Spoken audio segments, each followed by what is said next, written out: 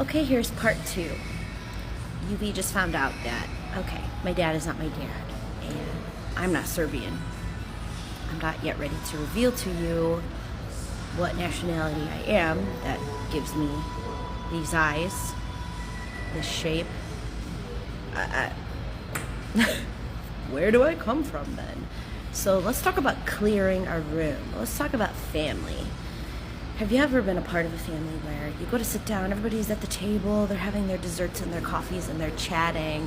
You sit down and you're like, yeah, and everybody gets up from the table and walks into the next room to go talk over there. Have you ever felt that way? Has that ever happened to you? Have you ever walked into a room and realized they were all just talking about you because it suddenly goes quiet and everyone looks really awkward and then somebody says something random and weird and you're like, okay, well, that's my family, cousins, and whatever. So I was a very successful high school student and college student. I would win all of the little competitions. I was an orchestral and jazz trumpet performance major and a singer. And here's what I did. I would audition for absolutely everything. High school honor bands, national big things to go play at Carnegie Hall in New York City. I got to play international tours, Ireland, Scotland, England, France. Cool stuff. Very cool stuff.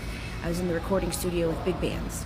I've played so many live concerts. You don't understand. They did not come. They didn't say, how did it go? I read you in the Plain Dealer newspaper. I saw that article about you. I heard you won a scholarship competition. You got 2 full rides to college and a bunch of wait lists on an instrument? That's pretty incredible. Hey, blah, blah, blah. No. None of them. None of them. And that's kind of when you're like, okay, family, huh? Okay. So I take this test, I find out, and it makes sense. And I wonder, did they know? Have they known? Has my aunt known my whole life? Who's known this?